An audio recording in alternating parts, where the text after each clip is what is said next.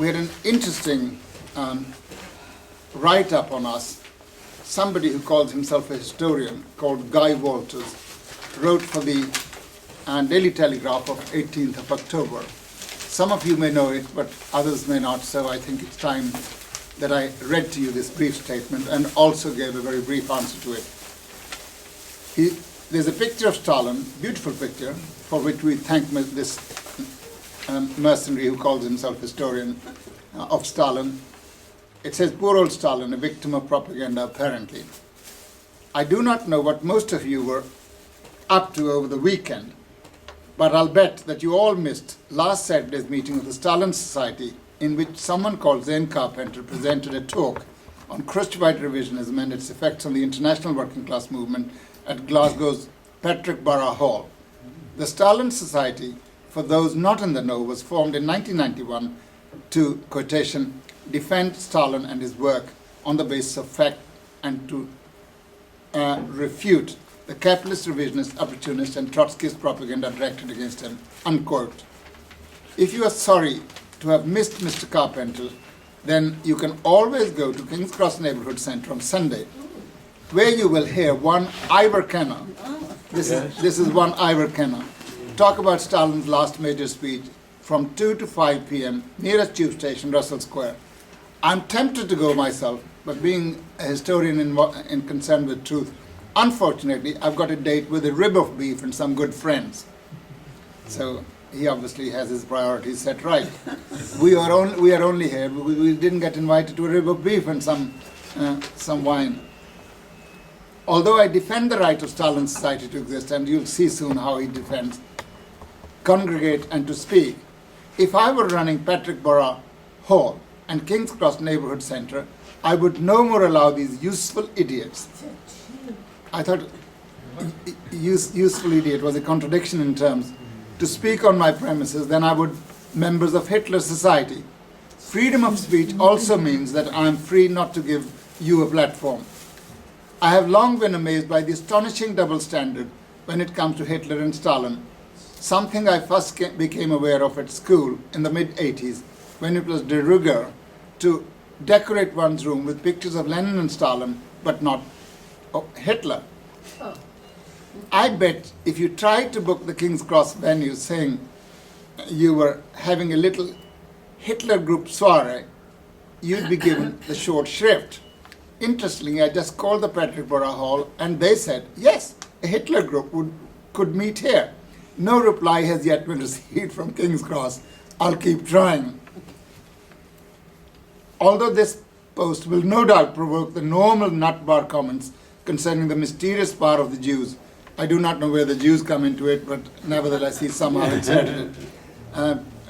Perhaps he's trying to identify himself. I didn't know he was Jewish, and if he was, it is of no consequence. The more important thing, he's a mercenary agent for imperialism.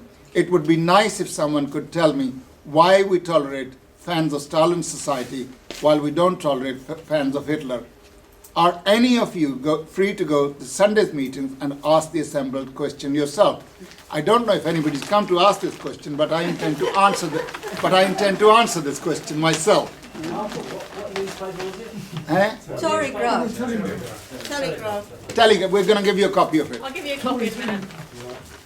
I'll give you an answer to that. The reason for that is, first of all, there are plenty of Hitler groups around which exist, but they're too ashamed to call themselves by the real name.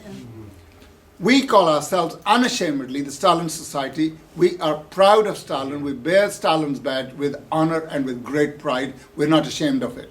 We do not conflate communism and fascism. We do not conflate Stalin and Hitler. To us, they're the opposite of each other. Whereas Hitlerite Nazism was the representative of the extremely reactionary imperialist bourgeoisie in a time of crisis where it established its terroristic dictatorship of the working people and embarked upon a campaign of aggression against other countries, and especially to destroy the Soviet Union as the only way of preserving capitalism. Stalin, on the other hand, represented the revolutionary proletariat, which had a liberationist role not only within the territories of the former Soviet Union, but all over the world. At the time, of course, having failed to destroy the Soviet Union, The Western leaders during the Second World War, of course, were very, very fond of the Soviet Union because Soviet Union was doing all the fighting and bringing liberation to people. I'd like to give you just 2 or 3 quotations from people who, in the minds of the likes of Guy Walters, is his name Guy Walters? Yeah. Guy Walters, are untouchable. They're iconic figures, and so it would be quite good to give you 2 or 3 quotations and have done with him. As far as we're concerned, we have no mind if somebody sets up a Hitler Society. I hope Mr. Walters would head such a Hitler Society.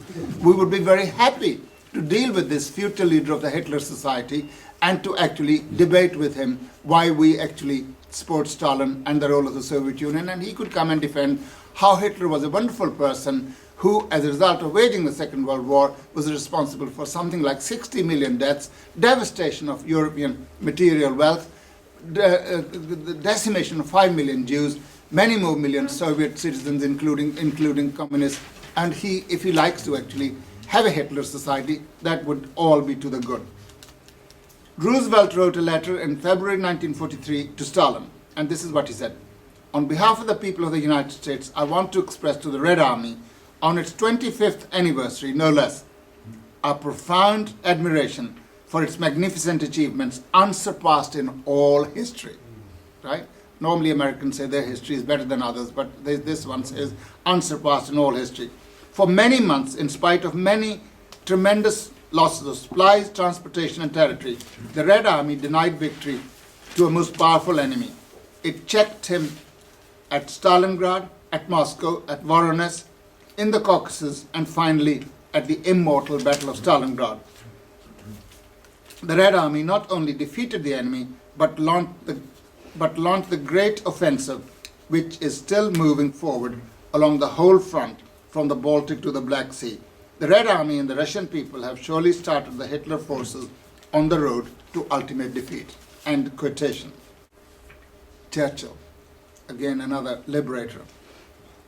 It is the Russian army that tore the guts out of the German military machine. Churchill, Winston Churchill. Roosevelt again. Russian armies are killing more Germans and destroying more Axis material than all the 25 nations put together. Charles de Gaulle.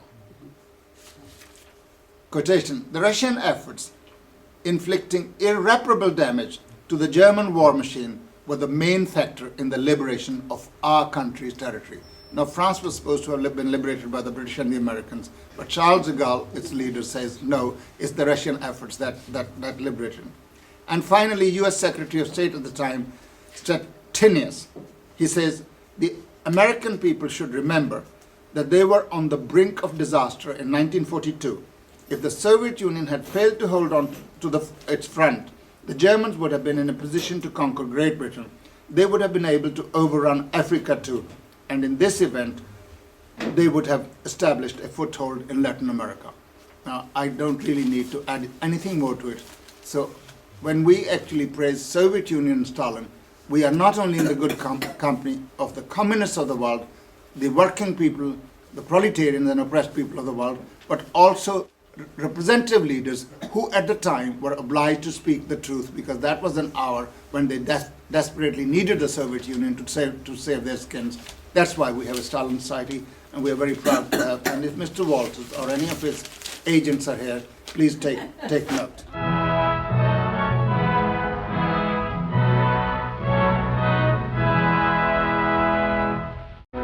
Days dark and stormy, while great Lenin led us, our eyes saw the bright sun of freedom above, and Stalin, our leader, with faith in the people, inspired us to build the land that we love. We fought for the future, destroyed the invader, and brought to our homeland the laurels of fame. Our glory will live in the memory of nations, and all generations will honor her name. Long live our Soviet motherland, built by the people's mighty hand. Long live her people, united and free, strong in a friendship tried by fire. Long may our crimson flag inspire, shining in glory for all men to see.